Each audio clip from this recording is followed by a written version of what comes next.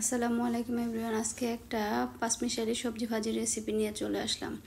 আমি এখানে গাজর, আলু, বরবটি আর পেঁপে দিয়ে সিদ্ধ করে নিলাম। এখন মোটামুটি সিদ্ধ হয়ে গেছে। দিয়ে দিলাম মিষ্টি কুমড়া। এই তো মিষ্টি কুমড়াটাও আমার মোটামুটি সিদ্ধ হয়ে গেছে। এখন আমি নামিয়ে নিয়েছি।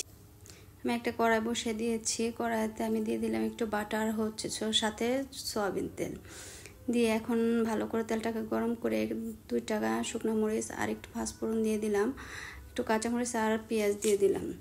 দিয়ে একটু ভালো করে নেড়ে চেড়ে নিব। আমি এটাকে ভালো করে পেঁয়াজটাকে ভাজা ভাজা করে নেব। এখন একটু হলুদ আর একটু ধনিয়ার গুঁড়া দিয়ে দিব, দিয়ে একটু হালকা শুকনো মরিচের গুঁড়া দিয়ে দিব। দিয়ে এখন আমি ভালো করে কষিয়ে সেই সিদ্ধ সবজিটাকে ঢেলে দেব। দিয়ে এখন একটু লবণ দিয়ে আমি আরও 5 মিনিটের জন্য ঢেকে রাখবো।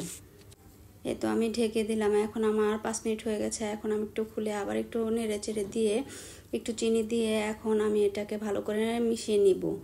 এই তো আমার মেশানো প্রায় শেষ। আর একটু জাল করব। আমি এটাকে জাল করে আমি ভালো করে জিরার গুঁড়া দিব, একটু জিরার গুঁড়া দিয়ে আবার একটু মিশিয়ে ধনিয়ার গুঁড়া দিয়ে দিলাম। দিয়ে আমি এটাকে নামিয়ে নিব। এটা খেতে অনেক মজা। এটা আপনারা ভাত কিংবা রুটির সাথে যে কোনোভাবে আপনারা খেতে পারবেন। এই তো আমার সবজি ভাজিটা হয়ে গেছে। এখন আমি ঢেলে নিয়েছি। যদি আমার এই ভিডিওটা ভালো লাগে তাহলে আমার পেজটাকে ফলো করে দিবেন। Thank you.